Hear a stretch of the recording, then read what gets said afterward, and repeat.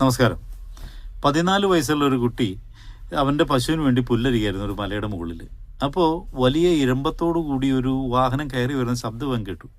അപ്പോൾ അതെന്താണെന്ന് നോക്കാൻ വേണ്ടി അവൻ എത്തി നോക്കിയപ്പോൾ ഒരു വണ്ടി റിവേഴ്സ് കയറി വരുന്നത് കാണും. ഈ കല്ലിലൊക്കെ ചാടി ചാടി ഇങ്ങനെ റിവേഴ്സ് കയറി വരുന്നത് കാണുകയാണ്. അപ്പോൾ ഇവൻ കൗതുകത്തോടു കൂടി റോഡിനരികിലേക്ക് ചെന്നു. അപ്പോൾ ആ വണ്ടി അടുത്ത് വന്നപ്പോൾ അവൻ കൈ കാണിച്ച് നിർത്തി ചോദിച്ചു, എന്താ സാറേ റിവേഴ്സ് കയറി വരുന്നത് എന്ന് ചോദിച്ചു. ഉടനെ ഇദ്ദേഹം പറഞ്ഞു, ഞാനൊരു പട്ടാള മേധാവിയായിരുന്നു. അപ്പോൾ ഇതിലപ്പുറമുള്ള വഴികളൊക്കെ ഞാൻ വണ്ടി ഓടിച്ചിട്ടുണ്ട്, റിവേഴ്സും ഫോർവേഡും ഒക്കെ ഓടിച്ചിട്ടുണ്ട്. ഇതിപ്പോൾ മോളിൽ തിരിക്കാൻ സ്ഥലമില്ല, അതുകൊണ്ട് റിവേഴ്സ് പോയിട്ട് അവിടുന്ന് നേരെ ഇറങ്ങി വരാമല്ലോ എന്ന് കരുതി അഡ്വാൻസ് ചെയ്ത് ഞാനൊന്ന് ചിന്തിച്ചാൽ കയറി പോകാമെന്ന് പറഞ്ഞു. അപ്പോൾ ഈ കുട്ടി മനസ്സിൽ ചിരിച്ചു. ഇയാൾ കയറിപ്പോയി.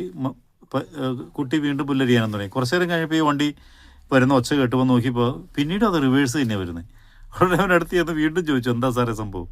അന്നേരം പറഞ്ഞു, മുകളിൽ തിരിക്കാനുള്ള സ്ഥലം ഉണ്ടായിരുന്നു, അപ്പോൾ ഉള്ള സൗകര്യങ്ങൾ നമ്മൾ വിനിയോഗിക്കണമല്ലോ എന്ന് കരുതി ഞാൻ റിവേഴ്സ് എടുത്തു. റിവേഴ്സിൽ ഇറക്കം ഇറങ്ങാനും കയറ്റം കയറാനൊക്കെ ഞാൻ മിടുക്കനാണ് എന്ന് പറഞ്ഞു. ഇതുപോലെ മിടുക്ക് കാണിച്ച് മറ്റുള്ളവരുടെ മുമ്പിൽ അപ്രിയനാവുന്ന ഒരുപാട് മഹാന്മാരെ നമുക്കറിയാം, നമ്മുടെ ചുറ്റുവട്ടത്തൊക്കെ ഉണ്ടാവും. ഒരു സെൽഫ് ഇൻട്രഡക്ഷൻ പറയുമ്പോൾ മറ്റുള്ളവരുടെ മുമ്പിൽ ഗമ കാണിക്കാൻ വേണ്ടിയിട്ട് അവൻ്റെ ക്വാളിഫിക്കേഷനും കഴിവുകളും എല്ലാം വിളമ്പി വെതറി മറ്റുള്ളവരൊക്കെ നിസ്സാരന്മാരും ഞാൻ കേവലമാണെന്ന് വരുത്തി തീർത്ത് ശത്രുത സമ്പാദിക്കുന്ന ഒരുപാട് പേരുണ്ട്.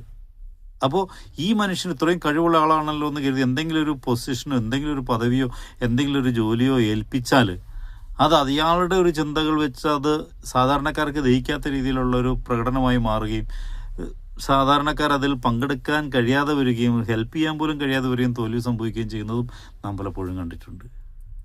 അതുകൊണ്ട് മിടുക്ക് കാണിക്കുക എന്ന് പറയുന്നത് അവനവൻ്റെ ജീവിത വിജയത്തിനും ഫ്രണ്ട്ഷിപ്പ് സർക്കിൾ കൂട്ടാനുമായിരിക്കണം. ഇപ്പോൾ ഫ്രാങ്ക്ലിൻ റൂസ്വെൽറ്റ് പറഞ്ഞത്, അമേരിക്കയുടെ പ്രസിഡൻ്റായിരുന്ന ഫ്രാങ്ക്ലിൻ റൂസ്വെൽറ്റ് പറഞ്ഞത്, ഞാൻ മിടുക്കനൊന്നുമല്ല, പക്ഷേ മിടുക്കന്മാരായവരുടെ കൂടെ കൂടാനും എനിക്കറിയാം, മിടുക്കന്മാരെ എന്നോടൊപ്പം നിർത്താനും എനിക്കറിയാം എന്നാണ് റൂസ്വെൽറ്റ് പറഞ്ഞത്. മിടുക്കന്മാരാവട്ടെ. ബുദ്ധിയുള്ള പൊന്മാൻ കിണറ്റിലെ മുട്ടയിടുമെന്ന് കേട്ടിട്ടില്ലേ?